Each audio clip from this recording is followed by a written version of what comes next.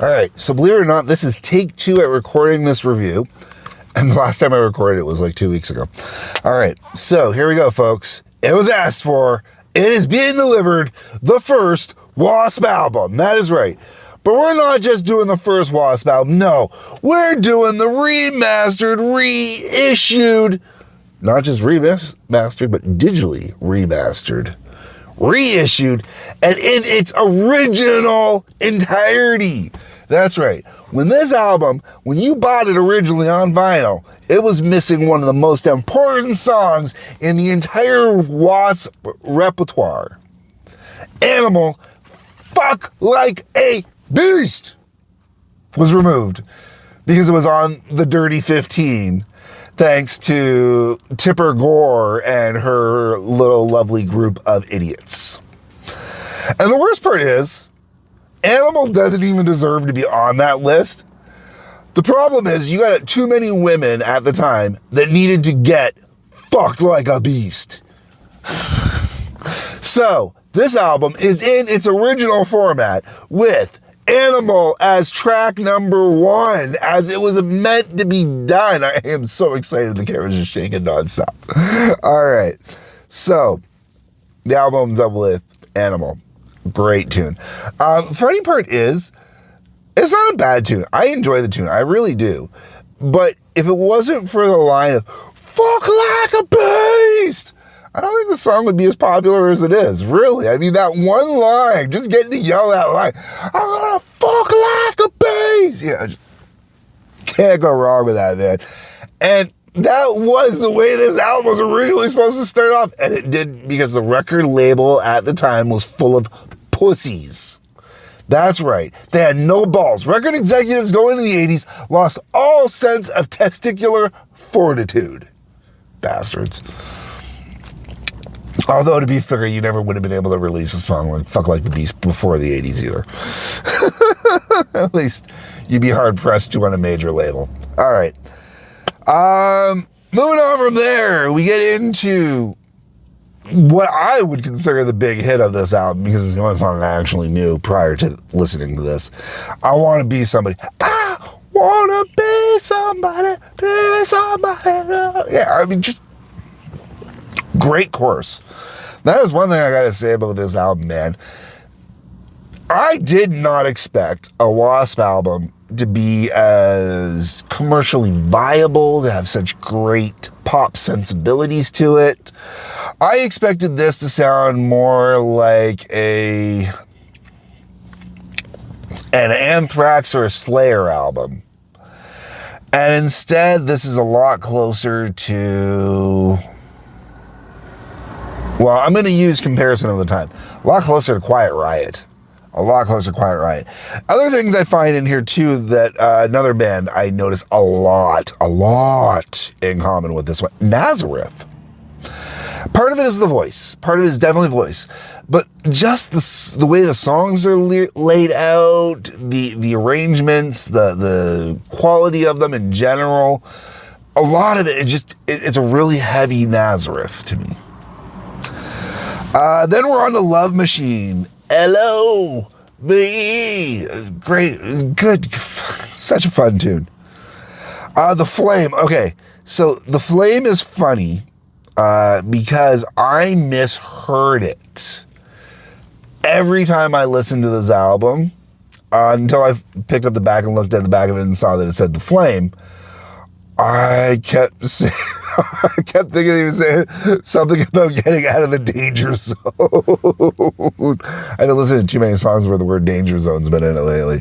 The Flame is an awesome song, though, man. The Flame is probably one of the best songs on the album. I really, really dig that one. B.A.D. Bad, it's a blink and you miss it. School Days, I was surprised to find out School Days was a single. I mean, it's not a bad tune, but I definitely would not have released that one as a single. I definitely would have probably went with The Flame instead.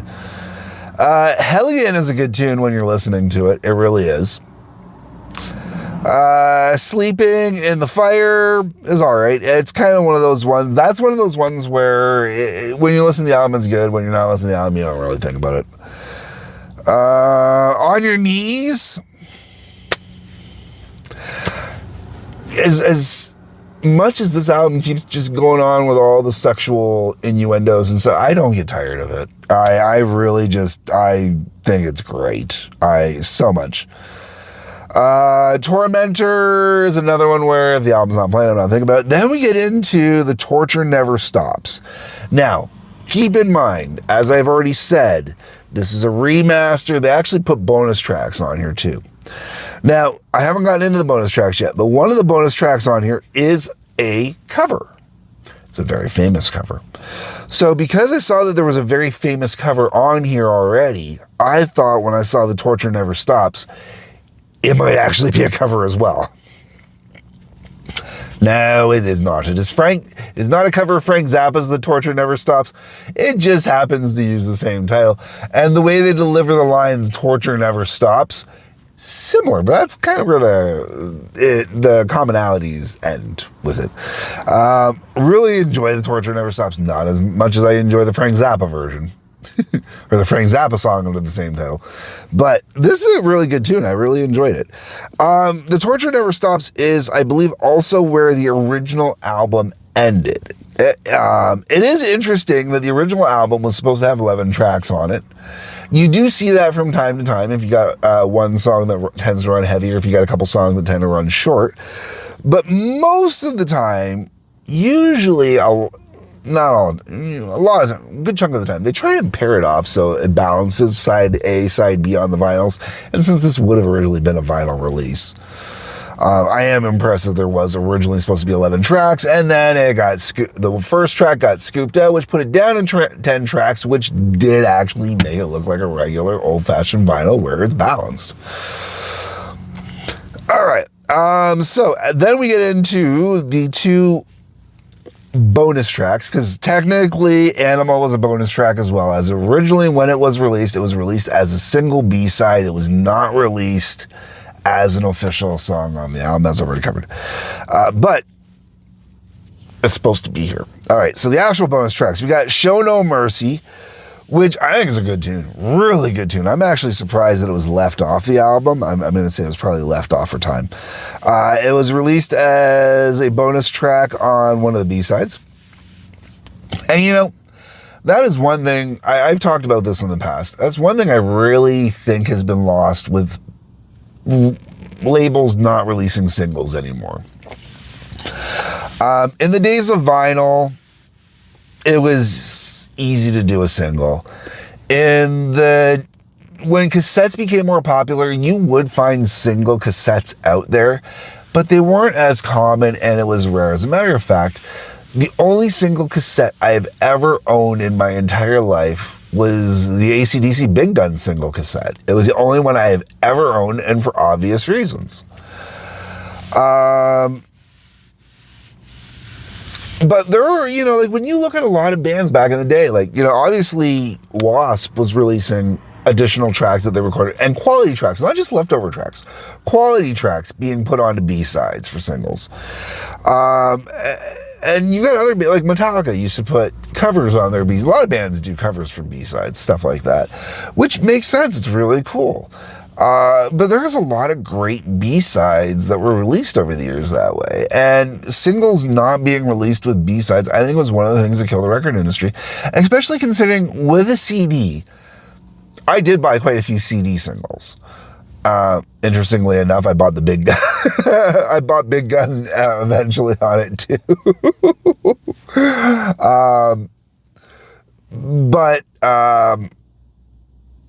And that was only because I was having a hard time getting my hands on the Last Action Hero soundtrack for some weird reason. But where I was going with this, with all these singles and stuff like that, and all the B-sides that were released, when CDs came out, there was no reason why they couldn't, because, yeah, a single doesn't take up as much space on a CD, right? Okay, we know that. And technically, you don't flip it over, so you don't technically get a B-side. But I bought a shit ton of Metallica singles for the B-sides over the years. There's other ones I've bought from B-sides over the years. Iron Maiden, I've actually covered, I think, one or two of their singles for that reason. So that's one thing I'd love to see the record label go back to, is actually releasing singles again. They're bigger in Europe than they are in North America. But I think if they had been more willing to release singles, more willing to do EPs, you wouldn't have seen the industry start falling apart the way it did. Especially going into the age of streaming, because you could either pay 99 cents for a digital copy online, or you go to the store and you pay like $1.99, $2 or whatever to get a physical copy. And there's people that would have done it if you had a good B-side on it. Even up to $5. Nowadays they would try and gouge you and go like $10, but a lot of artists would at that point make it into an EP. All right, so I've rattled on enough there. Now, the last song on this album I absolutely love. It is by far one of my favorite tracks on this album, actually, and it's a really good cover. It's very close to the original while still maintaining its own personality, which is really, really great. It's got that great driving, eerie kind of just take out the world kind of vibe, and I'm talking about Paint It Black, the legendary Rolling Stones cover, as covered on here by W.A.S.P. I could see a lot of Stones fans possibly not digging it because it's a little too heavy, but it's really, really good, man. I really dig Paint It Black on here. Little booklet, all the stuff inside here and whatnot. Order form. I probably would not be able to use this anymore. I'd love to try it though, man. Order out this W.A.S.P Nation stuff off the back. Oh my God, would that not be hilarious? Send this with the money stated on. Oh my God, that's actually crazy. Okay, so at the end of the day, would I recommend this album? Oh, hell yeah. I can't believe I never picked up this album. I have to say I'm going to actually have to look for a copy of my own now. I really, really did enjoy this album. So thank you for the suggestion out there. Second album is coming after this. I've been listening to them both back to back, and there's going to be, I think this might end up turning into more or less a W.A.S.P week, because I'm going to get in a couple more conversations as I go here. In regard to this album and other W.A.S.P related stuff.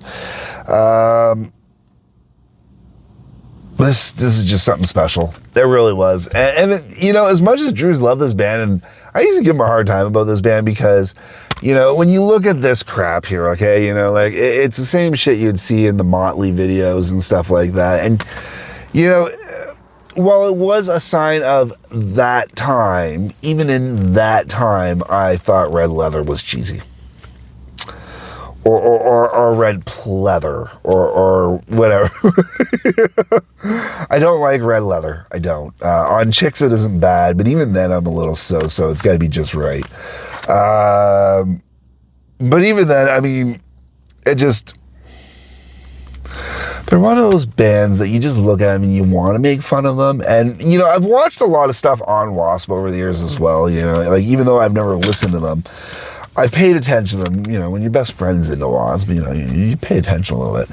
And Blackie Lawless is actually one of those people that I both, in the same token, respect and then look at and go, really, dude, come on. And I think if I had gotten into W.A.S.P, if I had been old enough to get into W.A.S.P when this album originally had come out, I probably really, really, really would have dug on this album a lot. This is right around the time period I started getting into music on my own kind of thing. When this originally would have been released, but this is definitely not what I would have listened to at the time, which is really funny because I was listening to Alice Cooper at this point, and I was a big Alice Cooper fan already at this point, David Bowie fan too. So, getting into this is just a little, not that much further. Just one of those things I definitely would have enjoyed more, and I'd highly suggest now, if you've never picked up a W.A.S.P album, go pick up this album. It's fun. It's enjoyable. It really is. Get the remastered version. Don't get the original. Do not get the original, okay? Get the remastered version. That way you get Animal. Without Animal, it's definitely wrong. And realistically, having the cover painted black is awesome. And Show No Mercy is a really good song. So you get the remastered. If you can get more bonus tracks, get more bonus tracks. Anyways, folks, Tracy's on her way to the car. I can see her walking up now.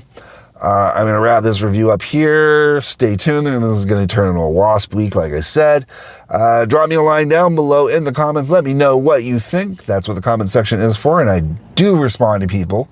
So that's what, like button, subscribe button, bell for notification. If you can hit those, please. A couple links worth checking out. Really appreciate that. Otherwise, folks, peace, love, take care.